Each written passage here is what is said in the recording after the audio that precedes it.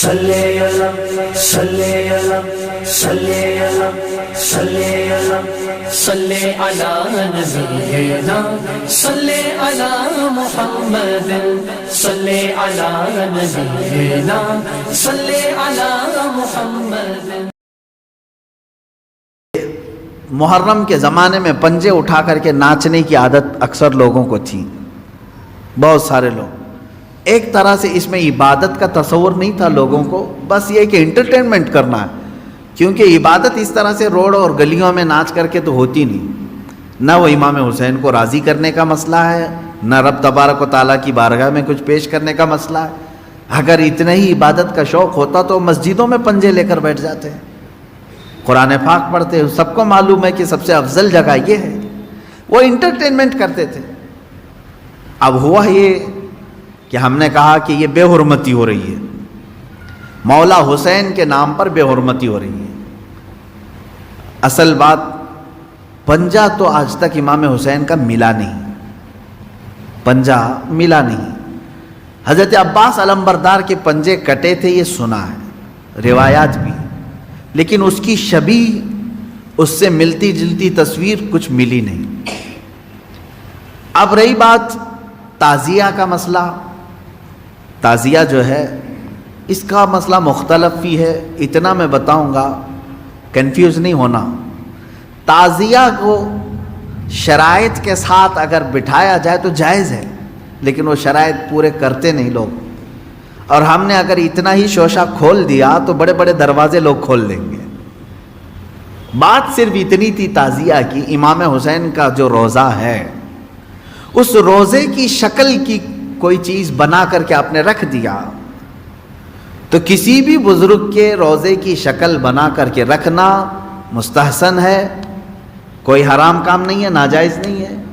جیسے ہم گنبد خضرا بناتے ہیں، خانہ کعبہ بناتے ہیں، ہوتا ہے گنبد خضرا جہاں ہوگا ہم تعظیم کے ساتھ دیکھتے ہیں، لیکن اس کے ساتھ اگر ایسے معاملات ہوں کہ اس کو لے کر کے سڑکوں پہ ہم گھومیں گے، ناچیں گے، اور پھر اس پر چڑھاوے کریں گے، پھر اس کے ساتھ اپنے عقیدے جوڑ لیں گے، تو یہاں سے شیطان پھر گمراہ کرنا شروع کرتا ہے۔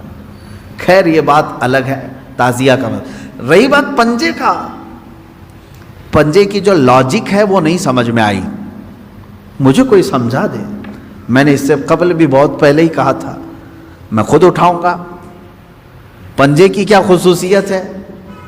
اگر امام حسین شہید کربلا رضی اللہ تعالیٰ عنہ کے ہاتھ کا نشان لے کر کے کوئی اٹھا کر گھومتا ہے، میں تو کہوں گا ہاتھ کیوں اٹھاتے ہو؟ اس سے بہتر ہے کہ مولا حسین کا قدم اٹھا کر کے گھومیں، کیونکہ ہمارے لیے ان کے قدم تک پہنچنا بھی بہت دور کی بات ہے۔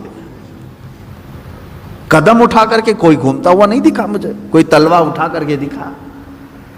تو اس میں ہاتھ کی کیا خصوصیت ہے یہ تو مجھے لاجک اب تک نہیں معلوم، بہرحال ایک ٹاپک الگ ہے۔ اس کے اندر جو خرافات آ رہی تھیں، اس کے ساتھ عورتوں مردوں کا ساتھ ملنا، گانے باجے ڈھول تاشے اور طرح طرح کے اس میں خرافات لے کر کے اس کو کہاں سے کہاں تک پہنچایا تھا۔ شروع کس لیے ہوا ہوگا معلوم نہیں، پہنچا کس کام کے لیے بہت دور چلا گیا۔ اب میں جو بات کہنے جا رہا تھا وہ یہ تھی کہ چند سالوں پہلے ہم نے دیکھا بہت خرافات ہو رہی ہے، ایک جگہ ہم نے کہا منع ہے، انہوں نے فوراً اس کو ختم کر دیا، نہیں کریں گے۔ ہاں میں نے کہا کہ ٹھیک ہے، مولا حسین کے روزے کی شکل بناؤ، ہر گھر میں بنا کر کے رکھو، یاد کے لیے اچھا ہے، اپنے بچوں کو دکھاؤ کہ یہ مولا حسین کا روزہ ہے۔ ہم جیسے گنبد خضرا رکھتے ہیں اپنے گھروں میں، خانہ کعبہ رکھتے ہیں، امام حسین کا روزہ رکھنے میں کون سی دقت کی بات ہے؟ میں اتنا زیادہ مخالف نہیں ہوں اس چیزوں کا، رکھو۔ آپ پیتل کا بناتے بناؤ، تانبے کا بناتے بناؤ، سونے کا بناتے ہو بناؤ، اس میں حرج نہیں۔